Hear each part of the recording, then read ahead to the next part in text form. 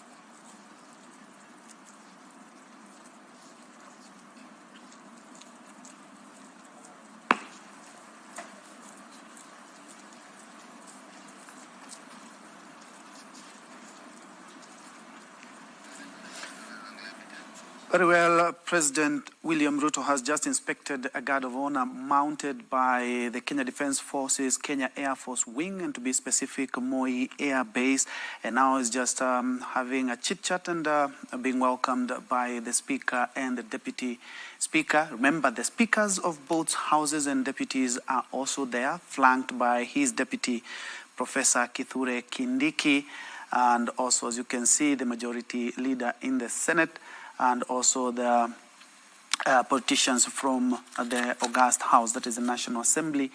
They are including senators and other parliamentary officials from there. We are expecting that the President will have a session there before he's going to make a tour of both houses before he has his opportunity to have a sit down and the Kenyans eagerly awaiting State of the Nation address. We are expecting that the head of state is going to be touching on matters, the bottom-up economic transformation agenda. He is also expected to touch on the economy that has been quite challenging in the last couple of months, so to speak, and especially in the light of the COVID-19 pandemic. Other than that, we also expect the President to touch on food security, matters agriculture. Where are we? The subsidized fertilizer program. We also expect the President to be touching on our national policy and also our foreign policy as well. And he has indeed made his way inside Parliament. And in the next couple of minutes, we do expect him to be making his speech. Among other also things that we expect that the President to be touching on is the social health insurance. We also expect that the President will be touching on matters education. There's also having a challenge in terms of strike by the university dons and also the controversial university funding model, and also talking about the grade 9 and challenges that are facing our CBC. We also expect the President to be touching on matters security, and especially you do remember we had a big challenge in the North Rift. The head of state also being expected to touch on that. He's also expected to be touching on matters governance. Remember, this is the first speech that he is making to the nation in Parliament since the ouster of his deputy and installation of a new deputy. We also expect the head of state to be touching on all other arms of the government. And for now, I now hand over to my Bunge team who are standby for the rest of the program. This will be his third State of the Nation address since he assumed power in 2022. And so, our dear viewers, welcome for this live proceeding brought to you by the Parliamentary Broadcasting Unit in conjunction with the Kenya Broadcasting Corporation. And this State of the Nation is just the only agenda in the order of business this afternoon at the National Assembly. Remember, the President is addressing the nation through a joint sitting of the Senate and the National Assembly, popularly known as the bicameral Parliament. And in the order of business this afternoon, immediately after the President makes his way into the chamber this afternoon, we'll be having a prayer session, and equally, that will be followed by convocation by the Speaker of the Senate, as well as by the Speaker of the National Assembly. And the Speaker of the National Assembly will then invite His Excellency the President to make his speech. Then that is, at that juncture, is when the President will make his State of the Nation address. And immediately after the conclusion of that, we'll have the House adjourning this afternoon, owing to the fact that the State of the Nation address is the only agenda lined up for consideration by the both houses of Parliament. And remember, this State of the Nation address will not be debated today, but has been allocated 4 days, beginning Monday next week, for debate by both houses of Parliament. And according to the ruling by the Speaker of the National Assembly, is that the President of the Republic of Kenya will be heard in silence by the members of the National Assembly, as well as members of the Senate and the dignitaries present. Our dear viewers, we already understand that among other guests who are accompanying the President for this third State of the Nation address is the Prime Cabinet Secretary, Honorable Musalia Mudavadi, as well as the Deputy President, Professor Kithure Kindiki. So to just take you through some of the expectations during today's State of the Nation address, the President of the Republic of Kenya is required by the Constitution to address the nation through the State of the Nation address. This is the third one since the President assumed power in 2022. And the President this afternoon is expected to outline the successes in his government for the last 2 years that the Kenya Kwanza administration has been in power. We equally expect the probable challenges that have faced the government and the measures that the government will be taking to address some of the areas. We also expect this afternoon, through the President's speech, that the President tells the nation some of the targets and new measures are put in place to ensure that the Kenyan government is ensuring that the country is being progressive. Remember, the government's key agenda is the bottom-up economic transformation agenda, basically on matters housing, health, digital superhighway, and matters economy, so to speak.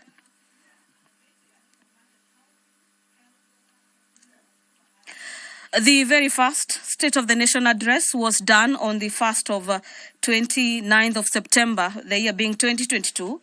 The second one was on the 2nd of the 9th of November, the year being 2023, and today being the third State of the Nation address is happening on the 21st of November 2024.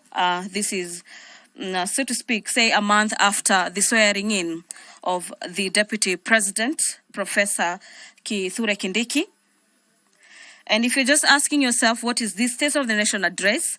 The State of the Nation address is basically a communication from the President to the nation through Parliament, in which the President of the Republic, here being President William Ruto, outlining the Kenyan current situation, and equally the President will be providing policy proposals for the coming legislative year. So we expect that during this State of the Nation address that is set to take place not after 3 p.m. today. Among key areas that we expect the President's speech to dwell on are health, education, security, as well as the status of the economy and matters to do with probable tax policies. Remember, this third State of the Nation address comes at a time when there has been concerns about abductions and forceful disappearances and cases of femicide being on the rise. And we heard the President just yesterday pledging to support the war against femicide with about 100 million shillings being the commitment of the executive that the country and the top in command is ready to slay this dragon of matters femicide. And we will equally be expecting the President to tell the nation the measures that the government has put in place to ensure that the dragon of corruption is slayed, and what further the government will be doing through its various independent bodies to ensure that the corruption issue remains a matter of the past.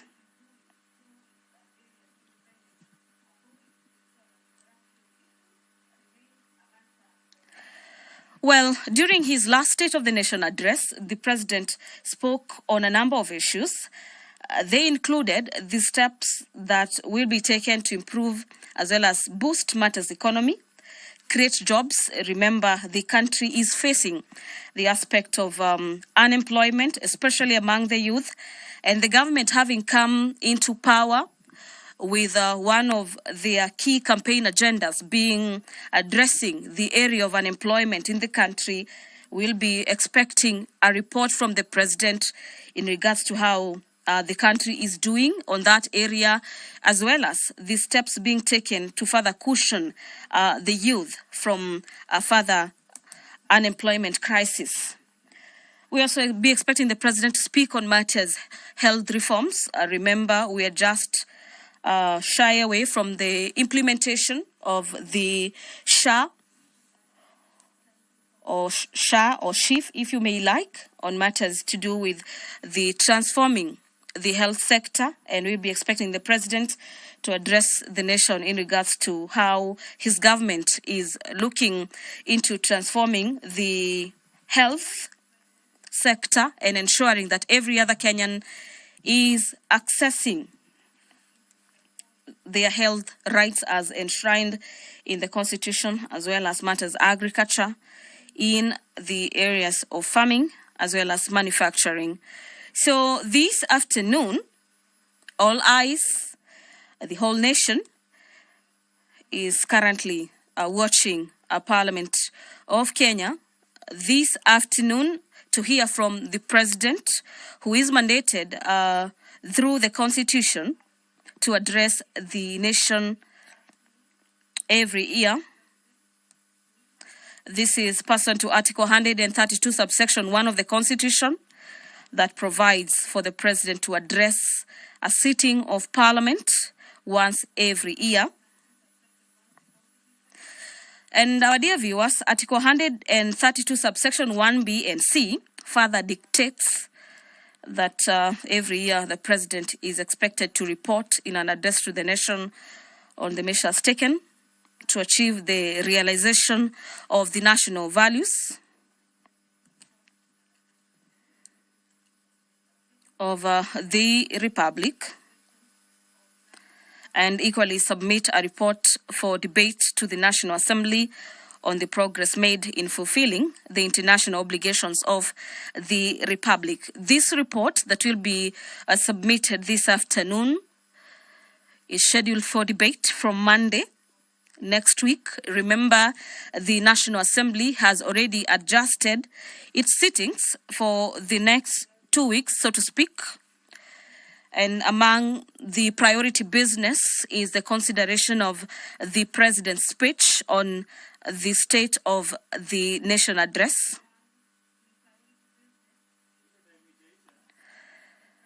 This year's address is coming technically about a fortnight after the swearing in of Deputy President Professor Kithure Kindiki. And we expect the President to address the measures taken to achieve the matters of national security, national values, and also highlight the achievement of his administration, such as the rollout as well as the uptake of the new Social Health Insurance Fund, popularly known as SHIF, that replaced the National Health Insurance Fund, also known as NHIF. So the President is currently with the speakers of the National Assembly as well as the Senate, where the President is expected to brief them as well as sign the voters book, bearing in mind that the President is a visitor today in the presence of Parliament. Thereafter, the President will be ushered into the chamber this afternoon by the both speakers of the National Assembly as well as the Senate. I'm speaking about Speaker Moses Wetangula as well as the Speaker of the Senate, Honorable Amason Jeffer Kingi. Before them will be the Sergeant at Arms, and here I mean the key bosses of the matters to do with the proceedings of the both houses of Parliament, technically making their way into the chamber this afternoon. And immediately after, the Sergeant at Arms carrying the mace make their way or do that step into the chamber this afternoon. The members of the National Assembly, as well as senators present and dignitaries present this afternoon, will be alerted that the Honorable President of the Republic of Kenya is already ready to get into the chamber this afternoon and do exactly that, which is the address of the nation that will be preceded by the announcement or probably the notification by the Speaker of the Senate as well as of the National Assembly, who are expected to do a convocation. From our indications, it appears that particular procession is about to take place. Remember, this being that all eyes are on Parliament as President William Ruto makes his much anticipated State of the Nation address. This State of the Nation address presenting a crucial opportunity for the President to outline his administration's progress, the challenges, as well as future plans in the period characterized by so to speak, some economic turbulences, and there's heightened public expectations on this third State of the Nation address. It is technically a step-by-step march to the National Assembly's chamber this afternoon. And from your screens, you can see the maces of both houses of Parliament have made their way into the chamber this afternoon, closely followed by the clerks, as well as the President in between the two speakers, that is the Speaker of the National Assembly, as well as the Speaker of the Senate. And we expect the President to equally address matters to do with the cost of living. Dear viewers, allow me to hand you over back to the proceedings of these live proceedings, streaming to you live from the Parliament of Kenya and brought to you by the Kenya Broadcasting Corporation in conjunction with the Parliamentary Broadcasting Unit. My name is Gladys Mungai. Have yourself a great afternoon.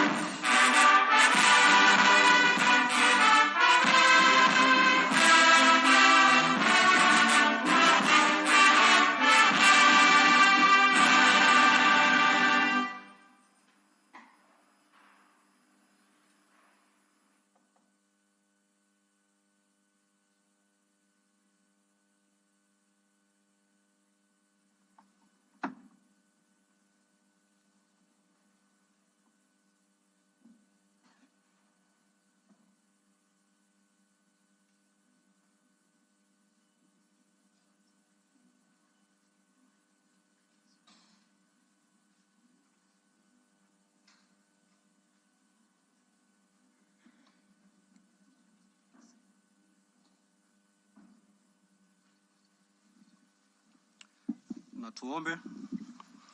Ewe Mwenyezi Mungu, twakusihi ututazame kwa neema nyingi na baraka, sisi watumishi wako ambao umeridhika kutuita kwa nyadhifa za uongozi katika jamhuri hii yetu. Tukuomba utuajalie tuyatende na kufikiria mambo yote yatakayofikishwa mbele yetu kwa njia ya haki na uaminifu, ili kustawisha amani, ufanisi na heri ya nchi yetu na wale ambao haja zao umezikabidhi mikononi mwetu. Amen. Tuketi.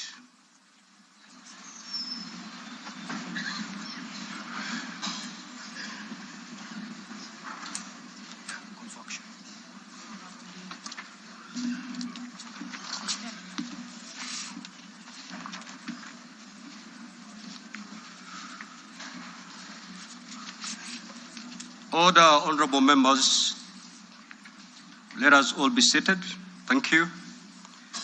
Your Excellency, Honorable Dr. William Samoei Ruto, CGH, President of the Republic of Kenya and Commander-in-Chief of the Defense Forces, the Right Honorable Dr. Moses Wetangula, EGH, MP, Speaker of the National Assembly, honorable members of Parliament, distinguished guests, ladies and gentlemen.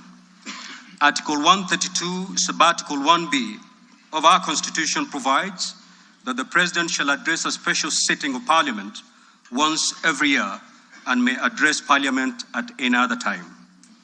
Article 132, Subarticle 1C of our Constitution further provides that the President shall, among others, once every year, report in an address to the nation all the measures taken and the progress made or achieved in the realization of the national values referred to in Article 10 of the Constitution. In addition, Article 240, Subarticle 7 of the Constitution requires the President in his capacity as the chairperson of the National Security Council to report to Parliament annually on the state of security in Kenya.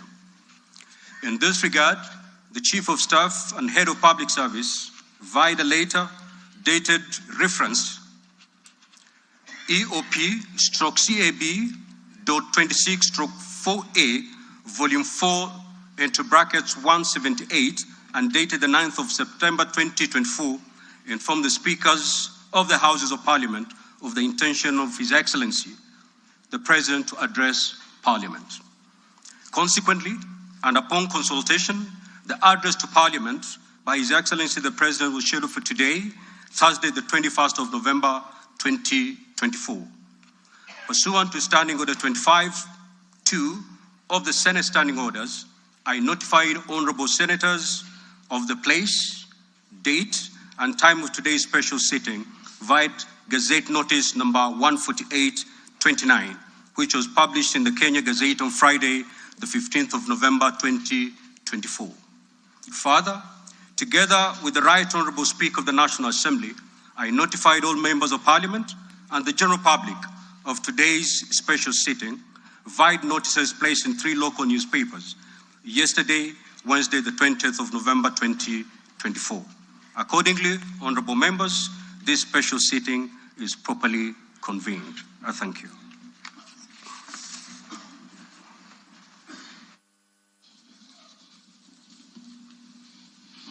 Your Excellency, Honorable Dr. William Samoei Ruto, CGH, President of the Republic of Kenya and Commander-in-Chief of the Defense Forces, the Right Honorable Amason King, EGH MP, Honorable Speaker of the Senate, Honorable Members of Parliament, members of the Diplomatic Corps, distinguished guests, ladies and gentlemen.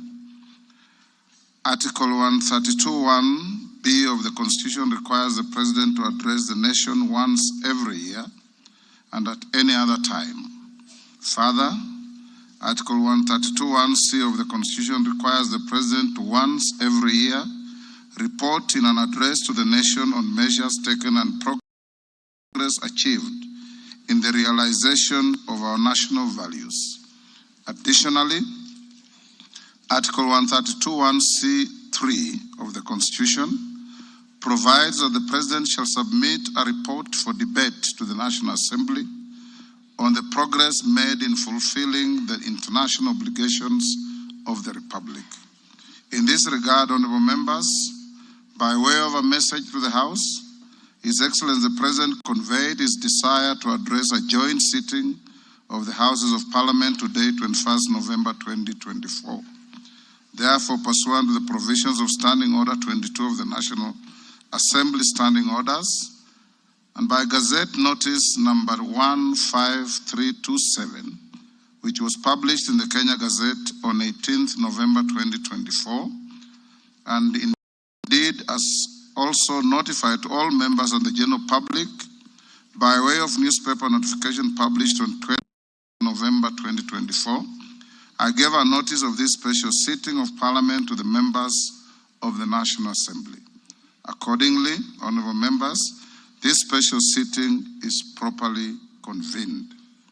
Your Excellency, honorable members, distinguished guests, ladies and gentlemen, this year's President's address comes at a time when the country is set to host the 14th edition of the East African Community Interparliamentary Games.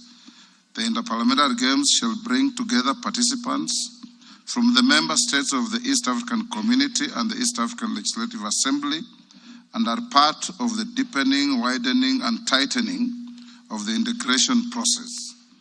The Games are scheduled to commence next month on 7th December 2024 in Mombasa County, and all is set in readiness for these Games.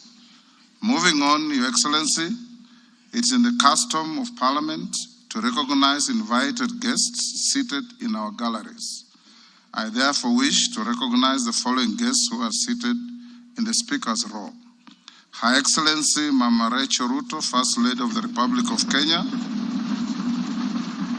and other members of the First Family. His Excellency Honorable Professor Kithure Kindiki,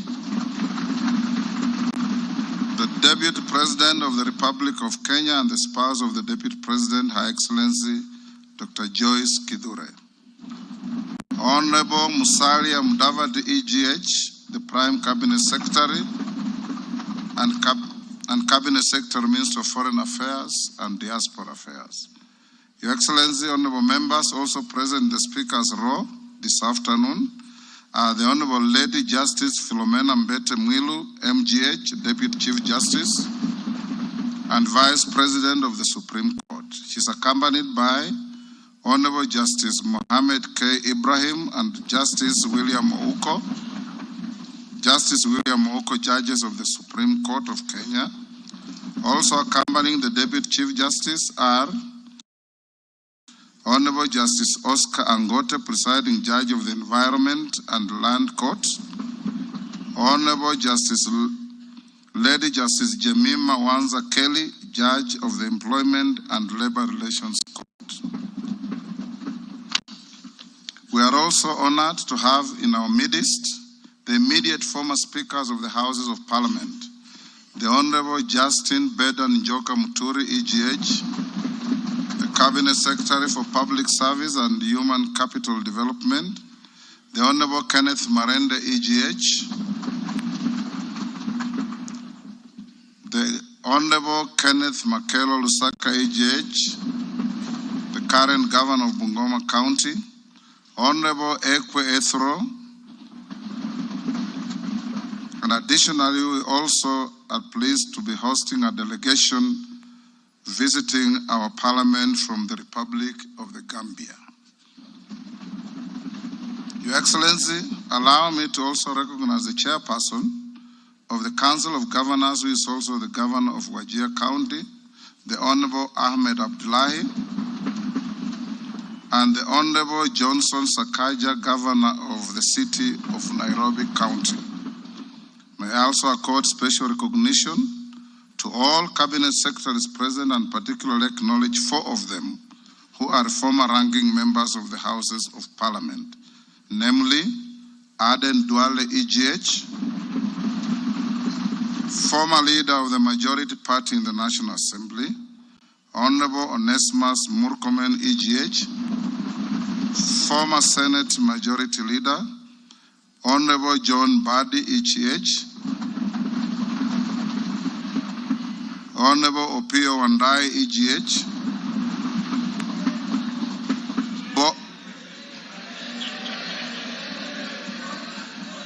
both former leaders of the minority in the National Assembly.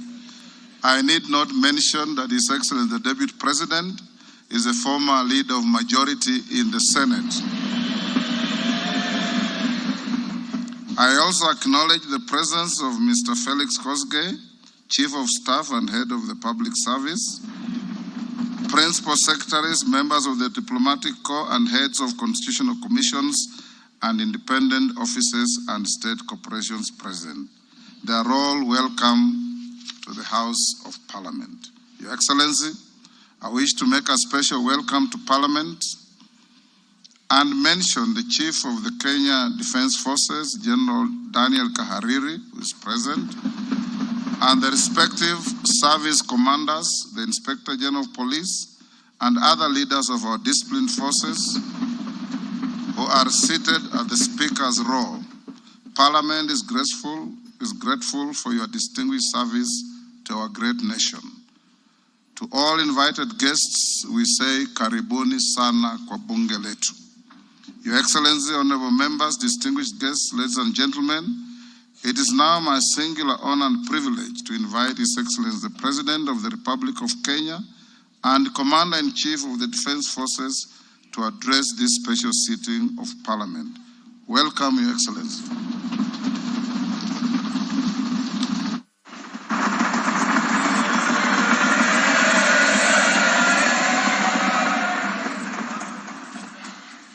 Thank you very much, Mr. Speaker.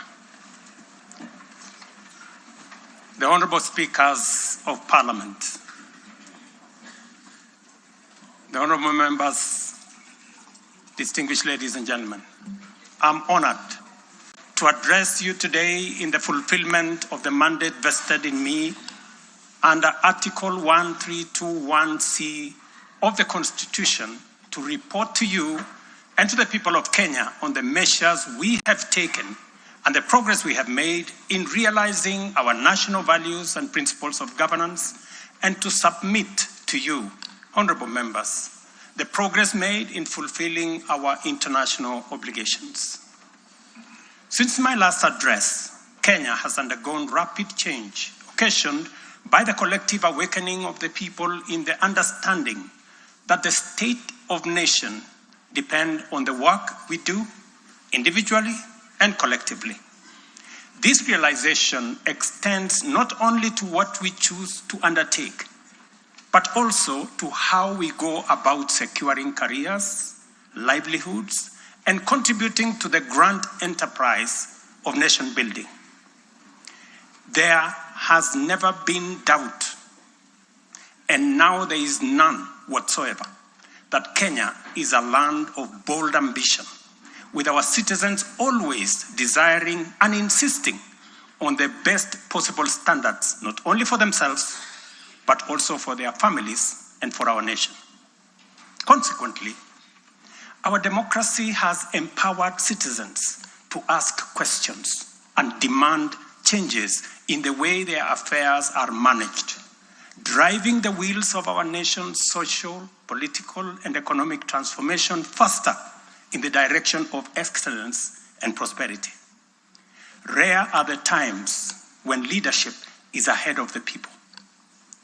We are always striving to steer the machinery of state and government to keep pace with the aspirations of our citizens. We have learned through the hard as well as the more customary ways that listening is a full-time occupation of leadership, and that all questions asked by the people must be answered thoroughly and in full. We have learned never to take anything for granted and make every effort to carry all our people along with us in the pursuit of our transformation. The context in which I make this national address is not only significantly different from previous occasions, but it is also a singular moment with unique historical implications for us all. It is an opportunity to affirm the principles and values of which our nation stands, review the steps we have taken, the path we have chosen in our journey of national development, and reinforce the commitments we have made to one another and to our beloved nation for the sake of the present and future generations. I do not take this for granted, and with utmost respect and humility before this august assembly of the people's elected representatives, I desire to respond to the most pressing concerns that have been raised by Kenyans of all walks of life in recent months. To my understanding, the concerns and issues voiced by millions of Kenyans about the state of our nation deserve meaningful engagement, thorough understanding, and thoughtful response. There are discussions about whether leaders understand the pain, hardship, and struggles endured by countless citizens every day as they strive to make ends meet, and whether the government is doing anything about it. Similarly, many struggling Kenyans impatiently wonder, when will real money get to their pockets? And when will the jobs promised, which they deserve, become a reality? Additionally, there has been conversations about our education system, particularly the transition to the competence-based curriculum, and whether policies in this sector are working for or against Kenyans.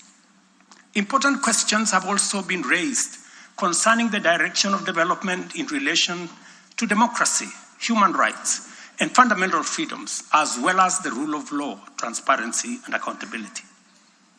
Another more direct question that emerges every now and then is whether public policy in this administration is in furtherance of service delivery to citizens or just in aid of political strategy. It is undeniable that for many Kenyans, times are hard and the struggle to meet their daily basic needs remains daunting. It is also true that these conditions have persisted for a number of years now, leading to much frustration and anxiety. Although we have gone a long way to mitigate some of these difficulties, much remains to be done, though we have laid a firm foundation for decisive intervention. I believe that it is critical for us to bear in mind that this administration was inaugurated at an extremely difficult time, characterized by domestic challenges, compounded by regional and global security, geopolitical, financial, as well as climate dynamics. As a result, in 2022, the country's total debt burden was not only immense, but it was also stacked up in the most burdensome manner, leaving very little room for investments in public service or development of critical infrastructure. The prices of basic food commodities soared as a result of a combination of prolonged drought, declining local productivity due to inadequate support, and disruptions in the global supply chain caused by the war in Europe. Kenya faced a crossroads of extremely difficult choices, where defaulting on our obligations would have significantly worsened an already perilous situation, and more borrowing was not an option. It was therefore essential for us to drastically reduce expenditure, mobilize as much as possible resources domestically, and curtail waste. As I informed the nation then, matters were going to get more difficult before they could get better. And we all had to tighten our belts and work hard under very unforgiving conditions. We had staked the fate of our ambitious bottom-up economic transformation agenda on easing the stress that the economy was in and the strain citizens underwent, while creating room for the implementation of our transformative interventions. Members, I give this background to underscore two very important facts. First, we haven't been watching helplessly and doing nothing as adversity took a toll on the economy and undermined the livelihoods and well-being of the people. On the contrary, we have been working tirelessly to steer the country away from the brink of unprecedented economic collapse and onto a more promising trajectory. The second point is that while we may not be where we would like to be, we are certainly not where we were 2.25 years ago. At the same time, the cost of living was substantially high, with prices of basic commodities beyond the reach of many households. Today, I'm proud to report that the macroeconomic indicators point to a positive turnaround and an upward trajectory. Allow me to highlight a few milestones that underscore this progress. The shilling has stabilized significantly, appreciating from Kenya shillings 162 to the dollar in February 2024 to Kenya shillings 129 today, a remarkable gain of 20%. This recovery has restored confidence in our financial markets and significantly reduced the cost of servicing external debt, creating fiscal space for our development imperatives. Inflation has declined dramatically from 9.6% in September 2022 to 2.7% in October this year, the lowest rate in 17 years. This achievement has been the consequence of favorable weather and our deliberate efforts to support farmers with affordable inputs, including subsidized fertilizer, leading not only to increased production but also productivity and lowering the prices of many cereals, including maize, pulses such as beans and peas.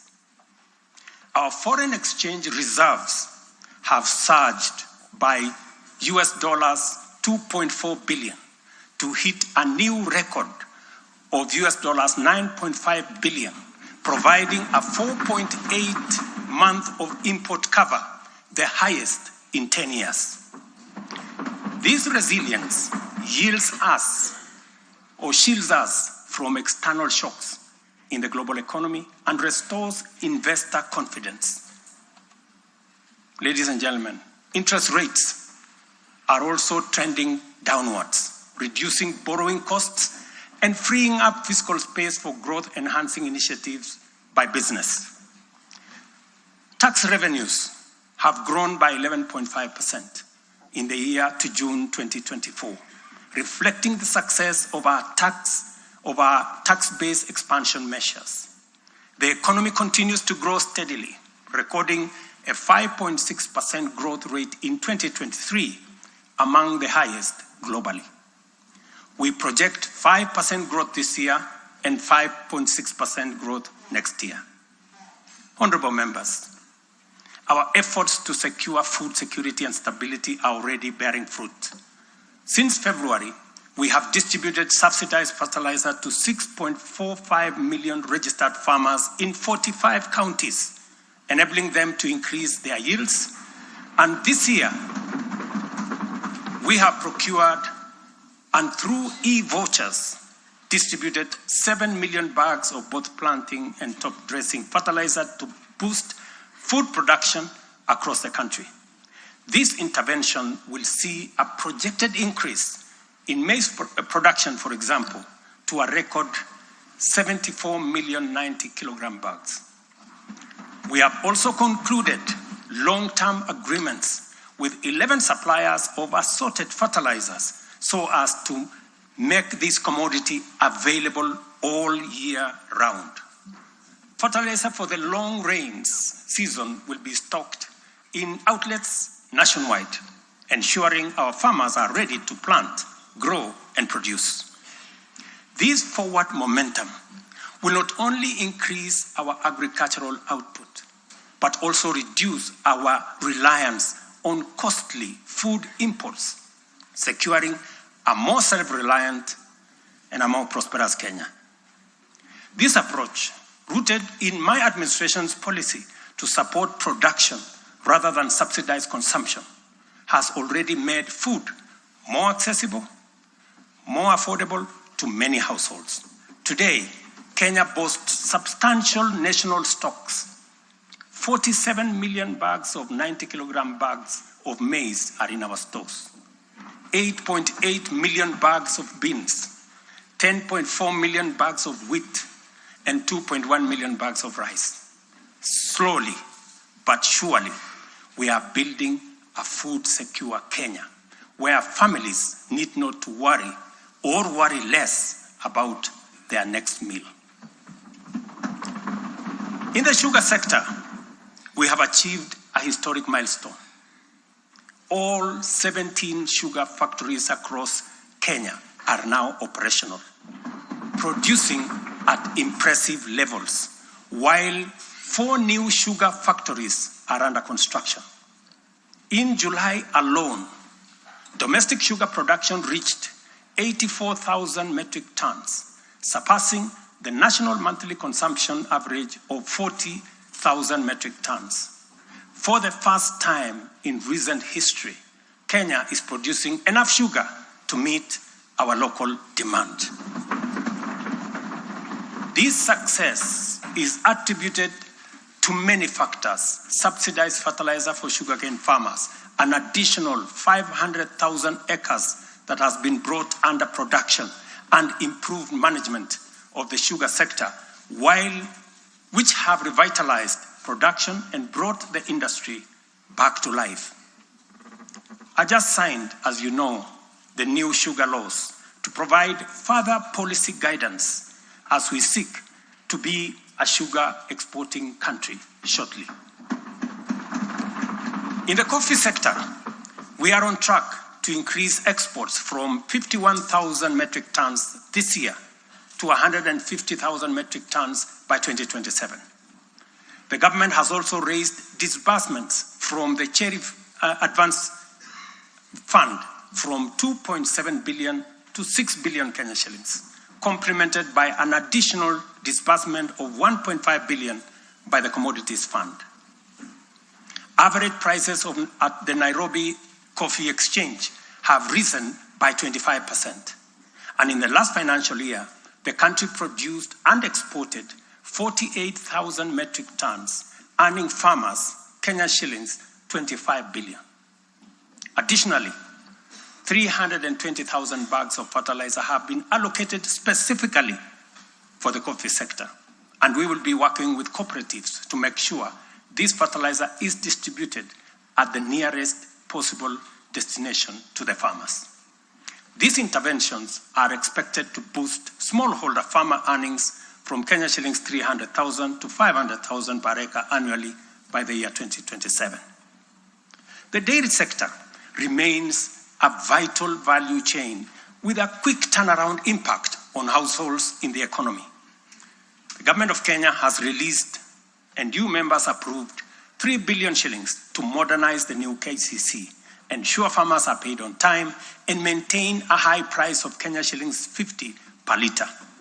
As a result, intake to KCC has increased from 100,000 litres a day to 220,000 litres a day by last month.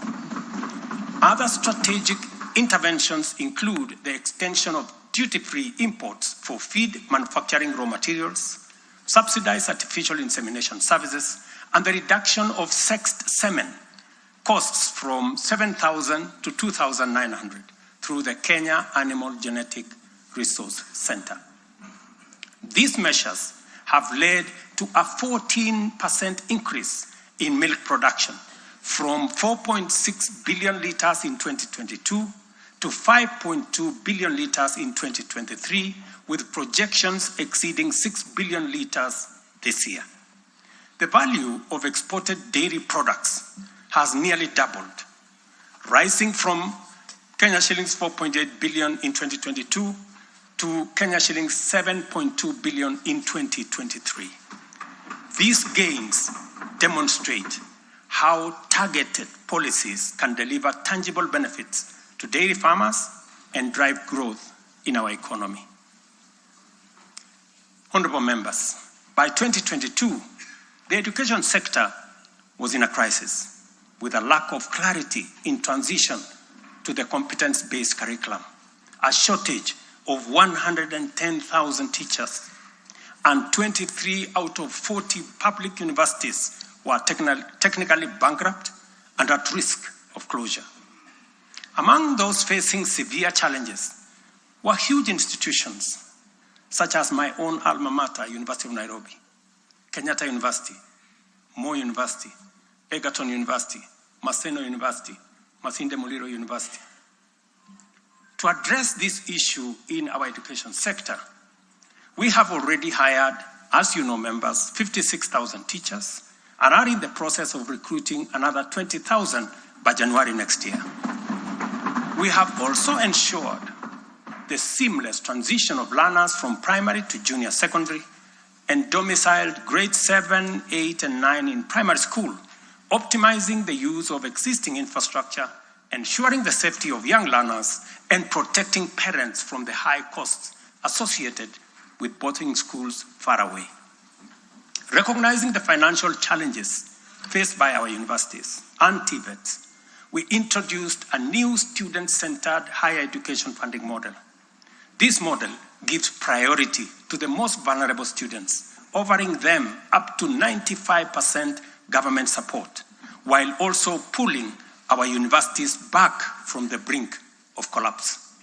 The remaining challenges for a few universities, like Moi University, are related to internal administrative and governance issues, which I have given firm instructions that they should be addressed. To further enhance access to higher education, we launched the Open University of Kenya, and this House approved that exercise, paving the way for more students to achieve their academic goals. The institution's first cohort of students is scheduled to graduate next week on the 29th of November 2024. Honorable members, universal health coverage is a cornerstone of our transformation agenda and a matter that touches every Kenyan family. Despite health being a devolved function, we acknowledge the immense financial burden that comes with health. Counties have struggled with shortages of medicine, equipment, sometimes staff, hindering service delivery and leaving countless Kenyans with suboptimal access to health care. It would have been easy for me to step back and leave this responsibility to counties alone. But that would have been a disservice to Kenyans and a betrayal to our Constitution. Instead of engaging in debates about healthcare being devolved, I have chosen the hardest but necessary path of addressing this challenge head on. Health delivery is not just about fulfilling a constitutional mandate by whatever level of government. It is about ensuring that healthcare is not a privilege for the few who can afford and a pipe dream for the many who cannot. For years, NHIF was saddled with debts and inefficiencies, and healthcare was being severely and negatively impacted. For far too long, too many households have lived on the edge, just one illness away from financial catastrophe. Our healthcare system has historically neglected the poor and vulnerable, leaving them without any option, while private sector medical covers remained out of reach for the majority. This is precisely what we will correct through the provision of universal health coverage. This agenda is not just about a promise. It is about a bold commitment to deliver health through transformative financing reforms, making healthcare accessible and affordable, digitizing our healthcare services to enhance efficiency, eliminate fraud, and stop corruption, and to empower a skilled and motivated health workforce. To honor our commitment on the universal health coverage, I signed into law 4 groundbreaking legislation on the 19th of October, passed by this August House. The Social Health Insurance Act replaced the outdated National Hospital Insurance Fund and established the Social Health Authority, which oversees 3 essential funds. This modern framework ensures that every Kenyan, especially the most vulnerable, can access quality healthcare services when they need it most. The shift from the National Health Insurance Fund model to Taifa Care is fundamental and radical in both scale and character. NHIF, if I give you a bit of example, NHIF served a few salaried Kenyans and those who could afford to pay. But Taifa Care covers every Kenyan, regardless of employment or financial status. Secondly, despite serving a limited class of citizens, NHIF nevertheless accumulated billions of shillings of debt because of misalignment between contributions and the actual cost of healthcare. Taifa Care has undertaken an accurate costing of all healthcare-related goods and services in order to provide timely, effective, and efficient service to every Kenyan that is affordable. Additionally, the NHIF had a waiting period lasting between registration and eligibility for service. I think it was like about 3 months. Under Taifa Care, citizens are eligible for all services upon registration. I therefore urge every Kenyan to take the most important step in securing dependable health care for themselves and their families. Register. Register now or at the earliest possible opportunity. Honorable members, for the first time in our nation's history, free primary health care is increasingly becoming available at dispensaries, health centers, and hospitals. Ambulance and emergency services are also slowly but surely being made available at no fee. Under Taifa Care, we have introduced a comprehensive benefits package that brings specialized care, such as cardiothoracic surgery, within reach for many Kenyans without the burden of financial strain. Through the Digital Health Act, we are revolutionizing healthcare delivery. Every step of the process, from registration, eligibility checks, to claims, is now digitized. By eliminating unnecessary human interaction, we are tackling corruption, reducing inefficiencies, and ensuring that resources are used where they are needed most. As a result, the good news, SHA will pay all October claims in full by next week. And it will continue like that going into the future. To date, over 15 million Kenyans have enrolled in Taifa Care, and more than 60% of employers have successfully transitioned into its framework. The newly established Social Health Insurance Fund empowers citizens to contribute towards accessing a broad range of healthcare benefits. This represents a seismic change from the old reactive healthcare model to a forward-looking system that prioritizes prevention and preparedness.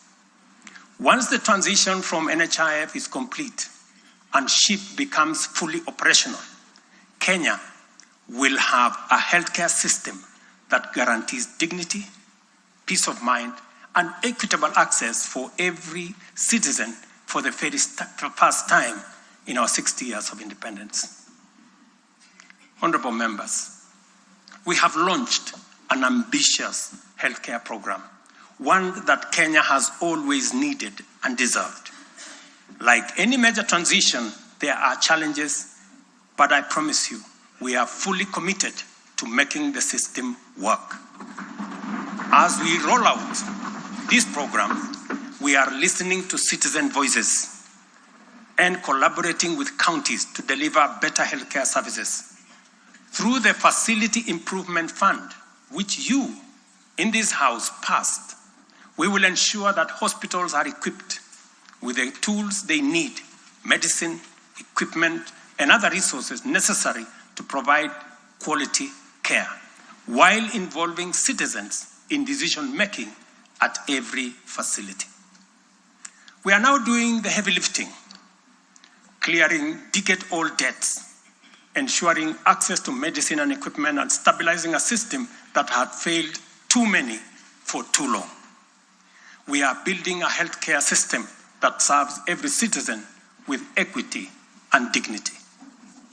Over the past month, we have disbursed Kenya shillings 5 billion to settle historical debts owed to the public, private, and faith-based medical facilities, some of which have been pending for over a decade. Another 3.7 billion will be disbursed tomorrow. This underscores our commitment to ensuring uninterrupted delivery of healthcare services, and we will continue to clear the remaining balances in a phased-out approach over the coming months. This sustained effort aims to restore confidence in the healthcare system and ensure seamless access of quality services. Honorable members, there is a compelling body of data projecting that not only is the future of humanity urban, but also that Africa has the fastest rate of urbanization. Kenya is no exception, and in fact, many of our counties are urbanizing rapidly. Dear Kenyans, we have a date with an urban future, and the only choice we have is what this urban future will look like. Will it be characterized by decent, dignified, safe, and livable neighborhoods and communities? Or will it be haphazard, unsanitary, unsafe slum dwellings? This is the fundamental question that our affordable housing plan seeks to answer. Kenya has a serious housing deficit, and the cost of housing is beyond the reach of the majority. While the social and economic efforts of this shortage are far-reaching, rent as a component of the cost of living is unsustainable. People are forced to choose between enduring long, punishing commutes to faraway homes or taking up less desirable spaces within reach. Supplying the number of units required to fill the affordable housing gap requires us to undertake construction throughout the country at the rate of 200,000 new housing units every year for 10 years. Many people have asked why they should be interested in affordable housing project in rural areas. If you look around, you will witness the signs of our urban future. Land sizes are becoming smaller as the population grows in rural agricultural areas. To protect agriculture and food security from the effects of uncontrolled land fragmentation, urbanization must be planned and must be controlled. And the affordable housing program is therefore a vital component of integrated land use planning and development program that we are implementing throughout the country and in every county. Each unit of housing drives demand for different types of labor, professional services, and materials, bringing laborers, masons, bricklayers, artisans, electricians, and carpenters, as well as architects, engineers, and quantity surveyors, lawyers, real estate economists into the equation. Affordable housing is also a major opportunity for manufacturers, developers, and other industries. In other words, the economic boost from housing pillar of our bottom-up economic transformation agenda is significant and undeniably much needed. As we speak, affordable housing now directly accounts for 164,000 new jobs created over the past 1 year. Honorable members, today marks a significant milestone in our journey towards providing decent and affordable housing for all. After 2 years of hard work under the Affordable Housing Program, I am proud to announce, and you have seen it in the newspapers, the launch of the sale of the first 4,888 housing units, now in completion, across 21 social housing projects. These units, comprising studios, 1-bedroom, 2-bedroom, and 3-bedroom homes, are tailored to meet the needs of our people, offering 1,041 social housing units, 2,133 affordable housing units, and 1,714 affordable middle-class housing units in 24 counties. I invite every Kenyan above the age of 18 to join this historic journey towards home ownership. Guided by our principle of fairness, one ID, one house, every eligible Kenyan is encouraged to express interest, visit these developments, view the show houses, and engage with on-site staff who are already too willing to assist. The allocation process will be transparent and equitable, ensuring that every qualified applicant has an equal opportunity to own a home. Honorable members, as part of the government's endeavor to build a nation grounded in intergenerational equity, opportunities, and empowerment for all Kenyans, we have made significant strides in implementing another key pillar of our manifesto, labor migration. This initiative seeks to harness Kenya's abundant human capital by creating meaningful job opportunities abroad, empowering our citizens, and positioning Kenyan talent on the global stage. Since July 2023, we have successfully facilitated employment of 105,367 Kenyans across multiple countries in a wide range of jobs. These opportunities span professional, semi-skilled, skilled, and unskilled sectors, including positions for nurses, teachers, and chefs. The National Employment Authority, the lead agency driving our ambitious initiative to create jobs opportunities for qualified Kenyans locally and internationally, currently has a role of 560,000 job openings worldwide. I have encouraged many members to participate in this space. Our focus extends beyond destinations such as the United Kingdom, Canada, Australia, Bahrain, Oman, United Arab Emirates, Germany, Saudi Arabia, Kuwait, and Qatar. We are also expanding our reach by actively negotiating bilateral labor agreements with new potential markets, including Russia, Poland, and Jordan. These efforts are driven by our commitment to open up new pathways for employment, ensuring that Kenyans are well represented in the global workforce. In the digital economy, we are expanding last-mile fiber optic connectivity using the extensive Kenya Power Transmission Lines network to the most remote and underserved areas of Kenya, and making significant strides to establish digital and ICT hubs. This has created a foundation for digital transformation, enabling IT economy workers, young digital creators, and entrepreneurs to access a wealth of opportunities locally and globally. By bridging the digital divide, we are empowering our youth to compete on an equal footing in the global marketplace and showcasing Kenya's ingenuity and innovation. I congratulate members of this august House for being part of this grand digital plan. Your support, encouragement, and effort is duly recognized. We have also prioritized the empowerment of individuals within the informal sector by unlocking their potential through targeted investment. These include accessible loans, capacity building programs, and regulatory reforms designed to ease growth. A notable achievement is the partnership with the banking industry, which I participated in a month ago. This extended an additional 150 billion in loans to micro, small, and medium enterprises, complementing the government's efforts to nurture this vital sector. On financial inclusion, we have made remarkable progress through the Hustler Fund. To date, this innovative initiative has disbursed Kenya shillings 60 billion, benefiting 24.6 million Kenyans and mobilized over 3.3 billion in savings.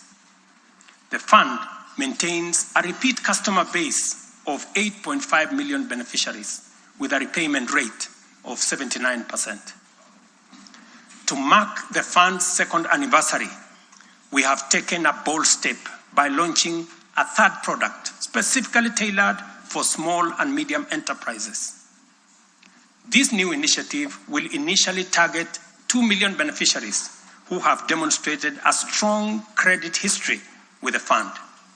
By so doing, we aim to create a pathway for these entrepreneurs to transition into the formal banking system, thereby deepening financial inclusion and strengthening the SME sector.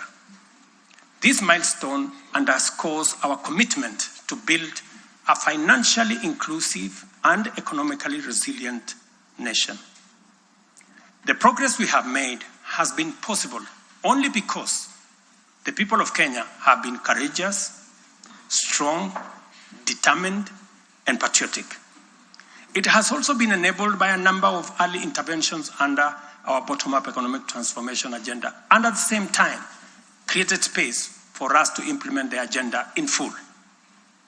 As we proceed with implementation, we expect to quickly capitalize on the gains we have secured and invest resources in the economy with the emphasis on strategic pillars of our plan. As more projects get off the ground, more people get hired, liquidity levels improve, more money ends up in people's pockets. Honorable members, you know we are a democracy. Democracy is a founding principle and defining value of our nation. Democracy is hard-won, non-negotiable right, and guarantees freedom that we are proud of and must always defend. Our national democratic culture expresses itself energetically through robust discourse, boldly speaking truth to power, and holding leadership to account. It is a tradition of fearless expression and vigorous public participation. This is who we are, and there is nothing anyone can do about it. We understand, therefore, that protests are always legitimate and permitted by the Constitution. Protests are conducted by citizens who are peaceful and unarmed. Assemblies, demonstrations, and picketing to advance constitutionalism, increase accountability, and defend the rule of law are constitutional imperatives. Conversely, mobilization in pursuit of criminal agenda, chaos and anarchy are explicitly forbidden because we all have a duty to defend our republic, our constitution, and the rights of all people. The government, in particular, must remain vigilant at all times against modern threats to the sovereignty and territorial integrity of our nation, as well as public order, peace, and security.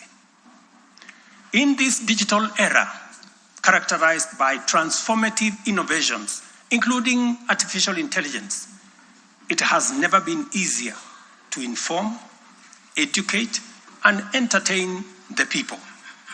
At the same time, it has never been easier to misinform, mislead, disinform, incite, and alarm the public. Criminals and subversive elements who infiltrate and hijack peaceful protests are a threat both to legitimate protesters and to the public. Incidences of violent criminality in the name of protests, threaten the safety of innocent people, public assets, private property, and the social order. The tension here is stuck. We have a democracy which we are proud of, must defend, and should deepen by all means. And at the same time, we have citizens whose lives, rights we must protect, and a nation whose security, stability, and prosperity we must safeguard. The task at hand is complicated if citizens and state agencies dilute the distinction between the lawful and the criminal, the just and the unjust, thereby making it difficult to tell protesters and security officers from bandits, gangsters, and criminals. It is only by following the law that we are able to achieve our aims and apportion accountability properly. It should not be possible for robbers and looters to escape accountability by claiming that they were taking part in a protest. Likewise, it should not be possible for security officers to wound, maim, or even kill citizens and claim that they were engaging violent criminals. We all have a duty to make the necessary distinction and to do so clearly to protect democratic expression and guarantee public safety and security. I must now confront an issue of widespread concern regarding the relationship between citizens and the security services in the context of immense threat and intense political dynamism. Numerous allegations have been made concerning disappearance of people during protests. A number of these cases have been resolved, while others have been uncovered as fake news, undermining efforts to find genuine cases of missing persons. A good number of alleged disappearances have also turned out to be arrests made by police officers. In such cases, the suspects have been duly arraigned in court. I must, however, make it very clear that there is no attempt to justify or excuse illegal arrests. Such would be a serious threat to the life and liberty of citizens. I condemn any excessive or extrajudicial action which puts the life and liberty of any person at risk, including disappearances and threats to life. I urge all Kenyans with information about such cases to forward the information to the Directorate of Criminal Investigation and to IPOA, where they suspect members of the police service to be implicated. I am aware, for example, that many of the cases that have been raised are being handled by the Independent Police Oversight Authority, an important step in accountability and justice. Many citizens, as well as various organizations representing and championing women's rights and welfare, have expressed concern about gender-based violence and the increasing cases of killings of female victims by male criminals motivated by primitive expressions of gender-based brutality and impunity. Left unaddressed, these incidents will cause the women of our nation to feel increasingly unsafe, even in their own homes. This is both tragic and unacceptable. It also complicates, in disturbing ways, the struggle by Kenyan women for inclusion, for equality, for dignity, social justice, their rights, their protection, a section of our society that has been marginalized for a long time.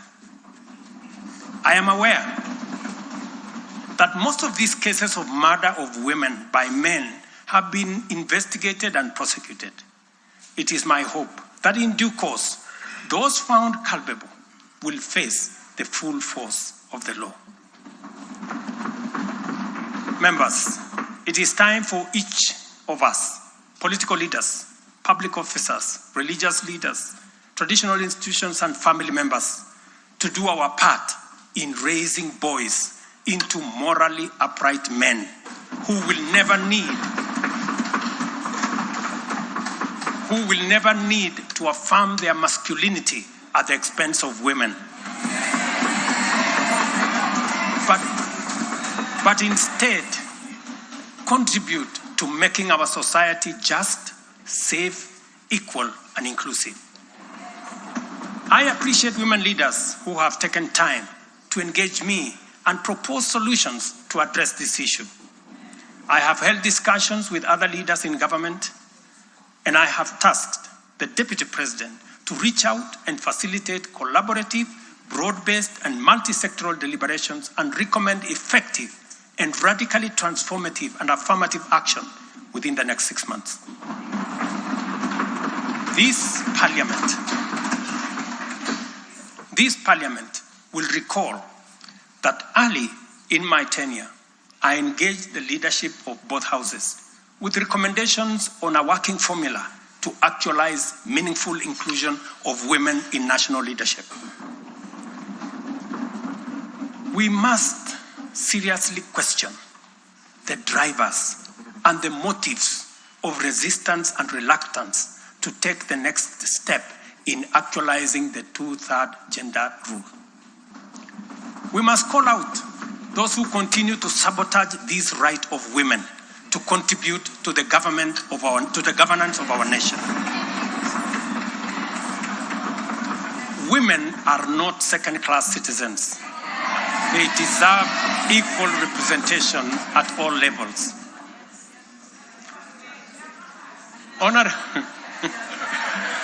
Honorable members,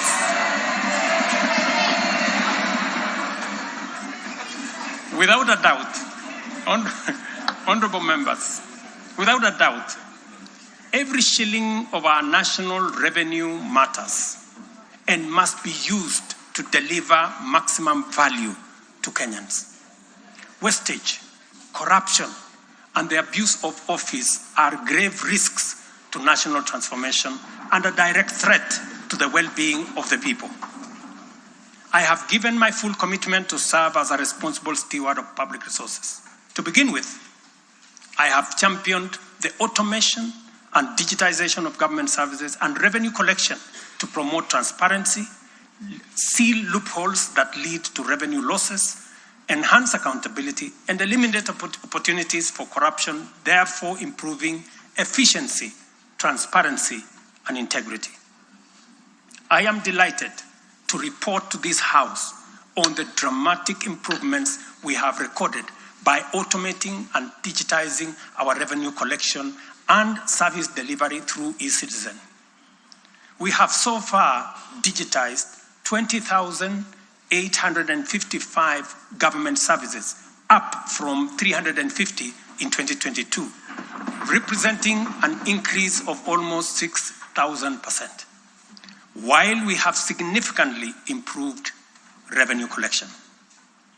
Take the case of Kenya Wildlife Service, whose total revenue for the year ending June 30th, 2023 was 5.3 billion.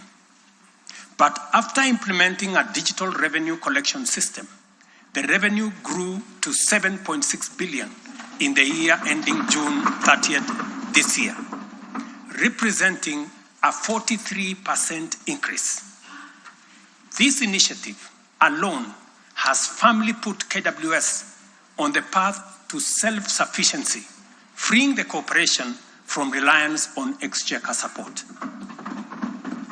I commend the teams at KWS, as well as all other government institutions that have leveraged technology and the digitization process to improve revenue collection.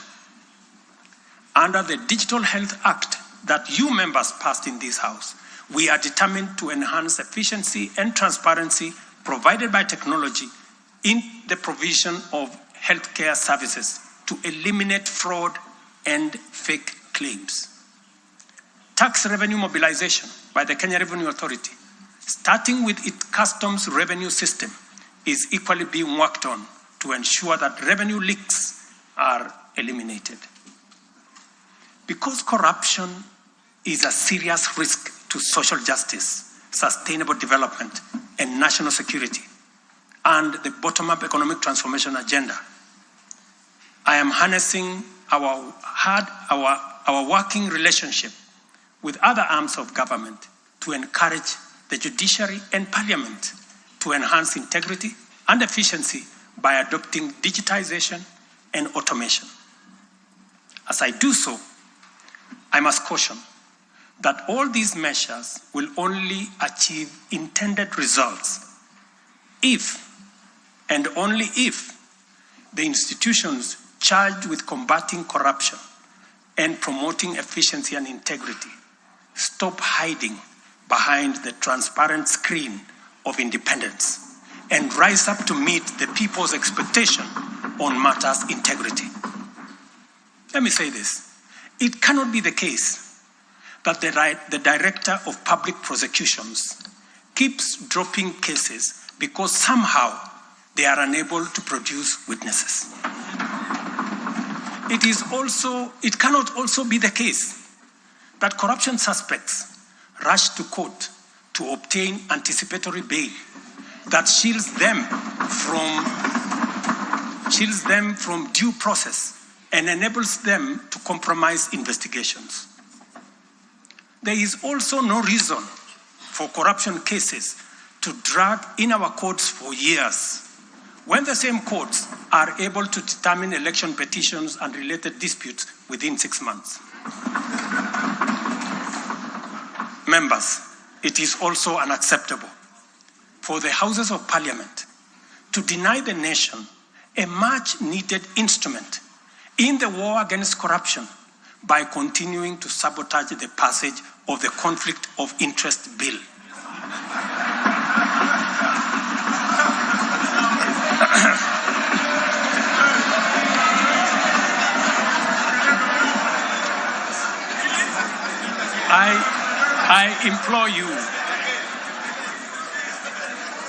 I implore you, honorable members, to stop dragging your feet on this bill, unless, my friends, there is a conflict of interest in the passing of the conflict of interest legislation.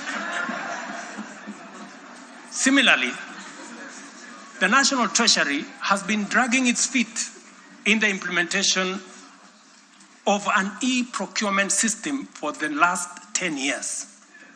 Today, I have directed the National Treasury to roll out the e-procurement system by the end of the first quarter of 2025 and ensure that going forward, only procurement undertaken through this system is sanctioned and paid for.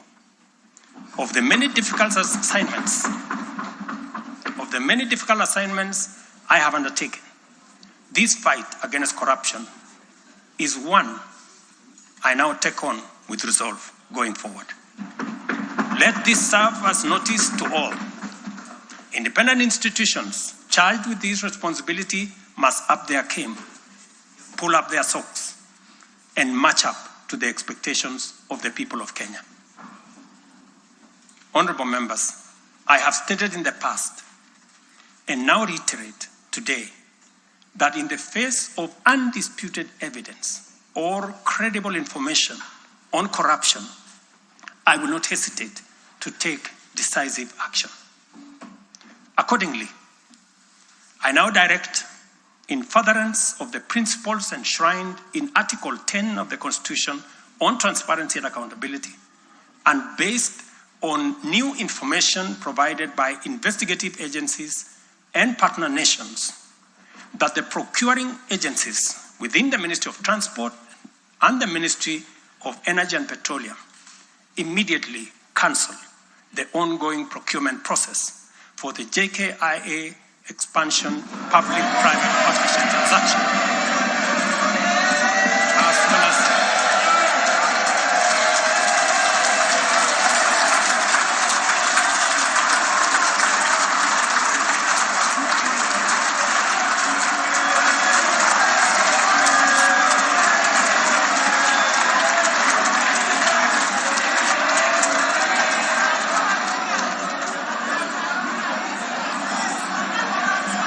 Let me repeat this for clarity.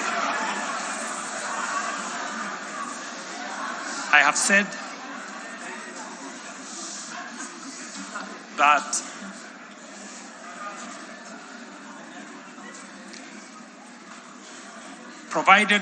because of the information that has been provided to us by partner nations, I have directed agencies within the Ministry of Transport and the Ministry of Energy and Petroleum to immediately cancel the ongoing procurement process for JKI expansion public-private partnership transaction, as well as the recently concluded Ketrago transmission in public partnership.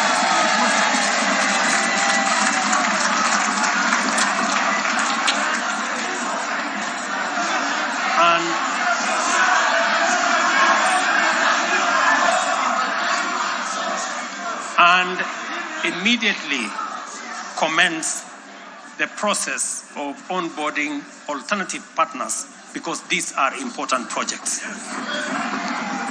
Honorable members, the work of taking our nation forward is our collective responsibility as citizens. For this reason, we value the contribution of all, whether they come in the form of support or encouragement, suggestion or proposal, criticism or protest. I believe that the most powerful component of leadership is listening and learning.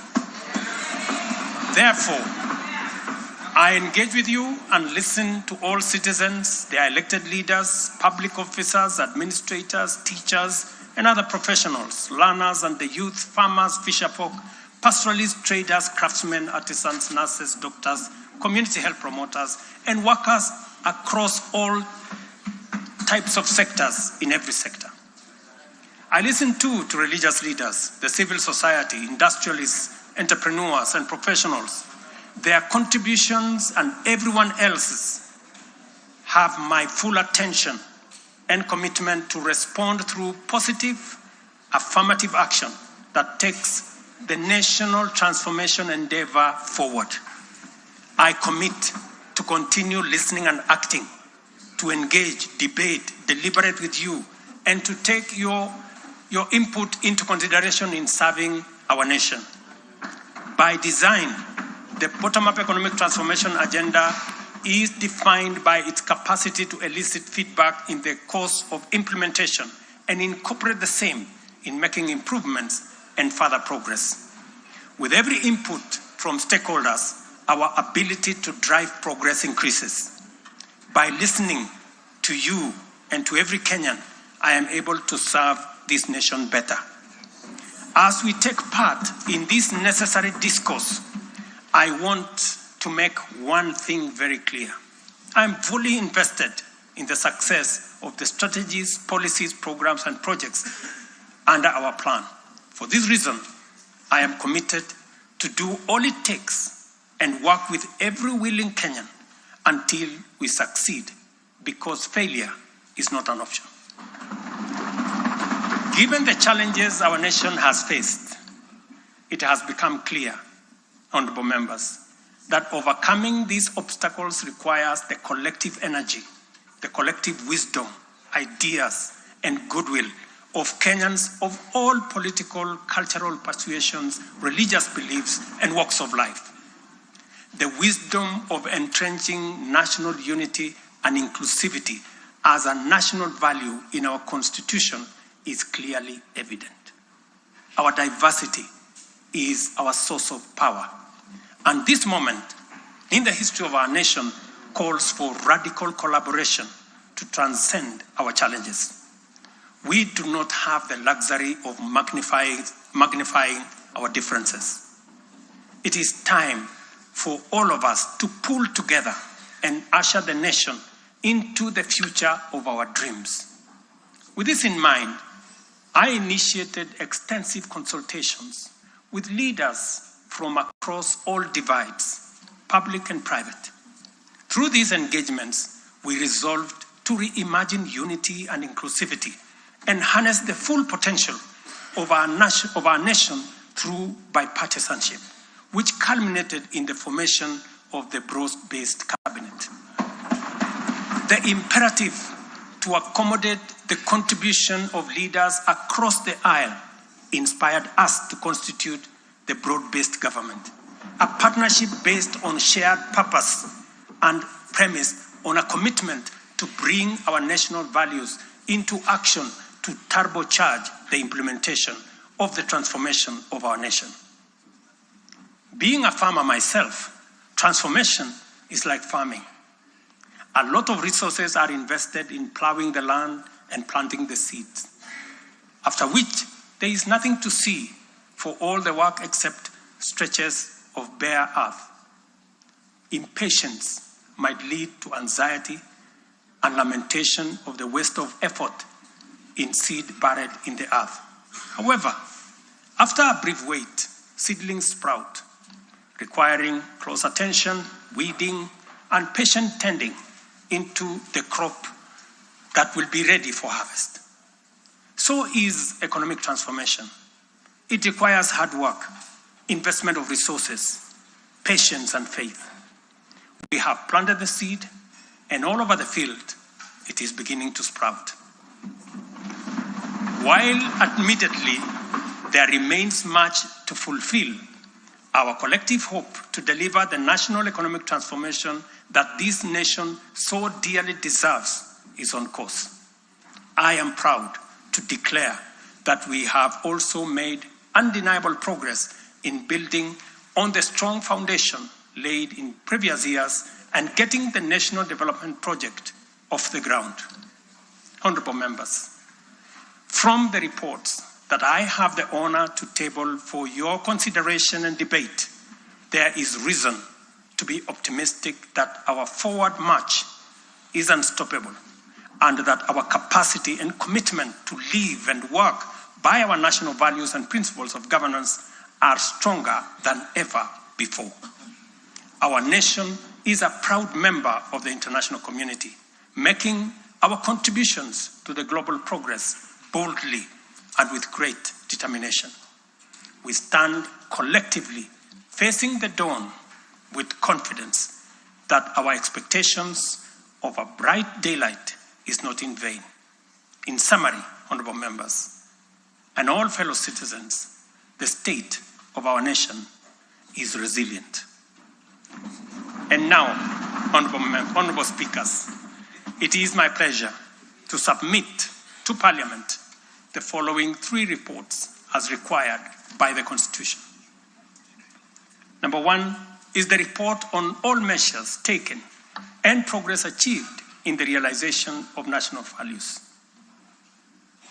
The second, report on progress made in fulfilling the international obligations of the Republic of Kenya. And the third, report on the state of our security. Now, therefore, I hand over the reports to the Speaker of the Senate and to the Speaker of the National Assembly. Thank you all. God bless you, and God bless Kenya.